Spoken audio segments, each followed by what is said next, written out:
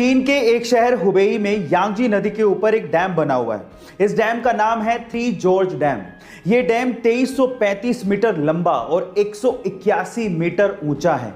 यह डैम इतना बड़ा है कि इस डैम की वजह से हमारी धरती यानी कि हमारी अर्थ का रोटेशन तक धीमा हो गया है।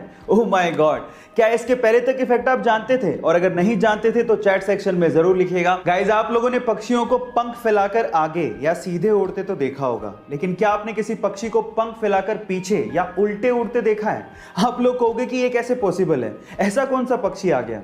तो मैं आपकी जानकारी के लिए आपको बता दूं कि इस पूरी ही दुनिया में सिर्फ एक ही पक्षी ऐसा है जो कि अपने पंख फैलाकर उल्टे उड़ सकता है, और वो पक्षी है हैमिंग बर्ड। हैमिंग बर्ड एकमात्र ऐसा पक्षी है जो कि अपने पंख फैलाकर उल्टे उड़ सकता है। क्या इसके पहले तक इफेक्ट आपको पता था? और अगर नहीं पता था तो चैट सेक्शन में जरूर लिखिएगा। गाइस, अक्सर आप लोगों ने देखा होगा कि जैसे अक्सर किसी इंसान की मृत्यु हो जाने पर कोई उसका परिचित दूसरा इंसान उसके बच्चों को गोद ले लेता है और उन्हें पालता पोसता है, ऐसा सेम व्यवहार आपको गिलहरियों में भी देखने को मिलेगा।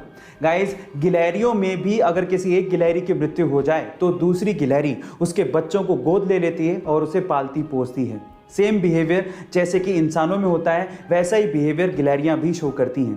क्या आपको इसके पहले तक इफेक्ट पता था? और अगर नहीं पता था तो चैट सेक्शन में जरूर लिखिएगा। आजकल माँ बाप की अक्सर ये शिकायत रहती है कि बच्चे अक्सर मोबाइलों में बिजी रहते हैं, लेकिन ऑस्ट्रेलिया में एक ऐसा कैफे खुल गया है जहां पर अगर आप मोबाइल इस्तेमाल ना करें जब तक आप रेस्टोरेंट में हैं तो आपको रेस्टोरेंट के बिल पर 10% डिस्काउंट दिया जाएगा।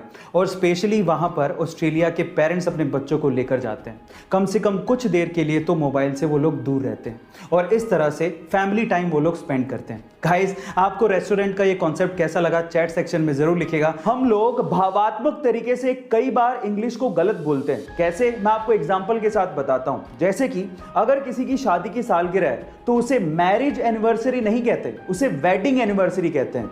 इसी तरह से अगर आप किसी चीज को फिर से इस्तेमाल कर रहे हो तो उसे सेकंड हैंड नहीं कहते, उसे यूज्ड कहते हैं। इसी तरह से अगर कोई मर जाता है तो उसे डाइड नहीं कहते, उसे पास्ड अवे कहते हैं। इसी तरह से अगर कोई गरीब है तो उसे पुअर नहीं कहते, उसे अंडर प्रिविलेज्ड कहते हैं। और फाइनली अगर कोई मोटा है तो उसे फैट नहीं कहते, उसे फुल फिगर्ड कहते हैं। गाइज, आपको इंग्लिश की ये नॉलेज कैसी लगी? चैट सेक्शन में जरूर लिखिएगा। और ऐसे अमेजिंग वीडियोस के लिए यूट्यूब पे हमारे चैनल को सब्सक्राइब कर लीजिएगा।